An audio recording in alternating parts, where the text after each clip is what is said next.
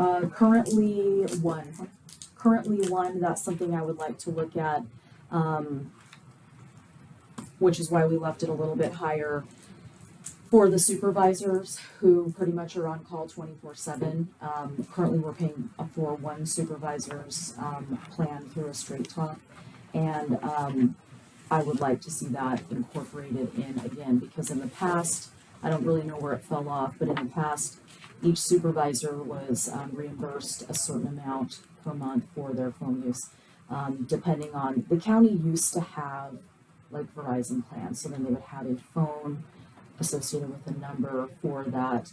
It became a little bit problematic with employees having to carry two phones, and so then it was moving to the employee that had a straight talk plan. You know, the county would just purchase the annual plan for the card or something along those lines. And so I'd like to look into that further. I would not like to eliminate that because they do heavily use their cell phones while on work and off duty for work as well. And then we'd probably make that, we would have to make that a county-wide decision or something like that. Right? That's a good question because I think each department does it differently. Like sheriff's office or planning and zoning and different departments that have people that are more on call. Disaster services. Disaster as well. services, yes. That's what I was saying, instead of Yes. planning and zoning. Oh, after hours. I want to kind of look into that. Yeah, I think it's- Because I think we do have, I'd like to look into that to see what. And the telephone line also was for our telephones downstairs in the office and at the 4 county shops. Like for Those are all telephone services. Yes. Just the Telephone, if they have a fax line, I think one of our shops has a fax line, then that's all underneath the telephone. So there's only one cell phone that's being paid out of the whole. yes, at this time. Further question or Yeah, comment? the sand sheds, the one up by Government Gulch, is that being paid by Maverick funds? That one is not. It's my understanding that the previous board, the materials for the sand shed in Smelterville were reimbursed and paid by the Maverick money. However, that happened, you know, with the money exchange. Our department paid for the materials for the Osborne sand shed, but it was decided that that would not be something that would be reimbursed as the build of the sand shed. Okay, For because you Maverick. know, it's always been put that it was gonna be paid by Maverick, By the former commission. Correct. even after you guys came in too. But anyway, county doing the project. The build. Build, No, we are not gonna have time to get that constructed this year, which is why we put that sum of money in there. so it's maybe empty contracted. Correct. Let's see. I guess last year the chip oil was gonna be absolutely done this year, and I understand what you've said, but chip oil is for a reason to protect the pavement, Right. and just so, in 3 years we haven't been taxed. SRS funds have been put in this budget for $300,000, and we've only spent $47,000 in this line item. Crushed rock base, we've spent $95,000, and only about $29,000 of that's been used. Paving, $60,000 we've been putting in the line item for 3 years, and we've only spent $1,100 out of it in this line item.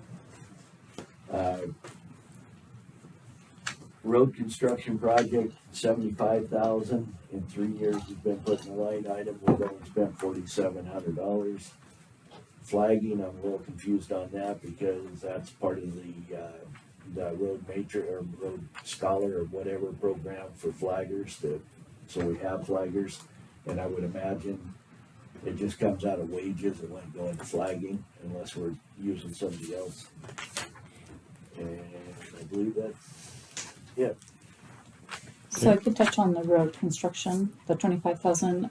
That's when I came to the meeting for the St. Joe striping, and that quote came in higher. We agreed to use the money from the road construction line, also with the striping to come up with the funds to do the whole miles of the St. Joe River Road to do the fog lines and the center line instead of just doing the center line. So that will be used this year.